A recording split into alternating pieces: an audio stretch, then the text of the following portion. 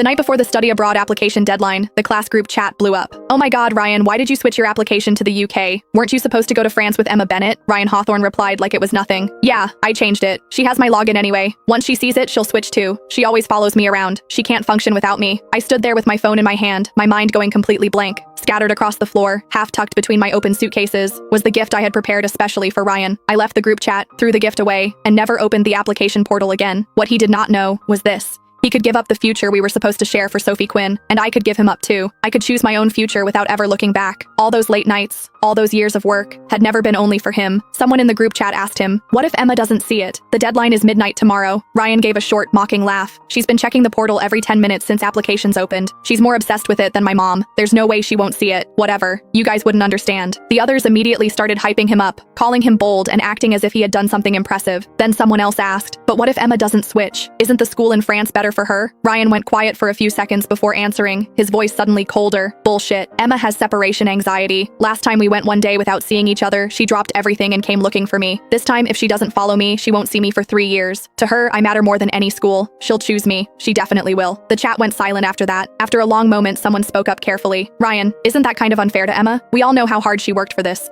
You should at least tell her." Ryan clicked his tongue impatiently. It took him a while to answer. "Too much trouble. I don't want to deal with it. You all know how Emma gets. If she finds out I changed it because of Sophie, she'll cry until my head explodes. Better not to say anything. Saves me the headache." Their jokes almost crushed me. I wanted so badly to call him, lose my temper, and demand an explanation, but my finger hovered over the screen, and I could not make myself tap his name. In the end, I simply crawled into bed in a daze. I stared at the ceiling as my thoughts slowly scattered. How could someone change so completely? Back when we decided to go to France, the two of us had studied French until we broke down crying in each other's arms, but neither of us had ever thought of quitting. Every time we felt like we could not keep going, we would pull up a picture of the Eiffel Tower and tease each other until we found the strength to continue. The day we received our offers, we laughed and cried at the same time, thinking all the suffering had finally been worth it. But now, when the future we had dreamed about was finally within reach, he had shaken me off and run towards someone else. Honestly, if he had wanted to change his plans, I would not have blamed him. But why couldn't he have told me? In his eyes, was I really that unimportant? If I was such a burden to him, then what was the promise he had made when he proposed to me so carefully that night? Had the hour been too late, the lights too dim, for him to know who was standing in front of him? I wrapped my arms tightly around myself, hid in the dark, and sobbed without holding back. The truth was, I could live without him. I did not have separation anxiety at all. Ever since we were children, whenever he and I chose different schools or different classes, he would become moody for no clear reason. He only calmed down after seeing me, so I had kept walking steadily along my own path while bringing him with me. Ryan was right about one thing. I had always included him in the future I imagined for myself. When it did not harm my own prospects, I was willing to pay the price for loving him. But that did not mean I would keep compromising for him without limits. I closed the application form I had accidentally opened, wiped away my tears, and never opened the portal again. He had made his choice. I had made mine. From now on, we could go our separate ways and leave each other in peace.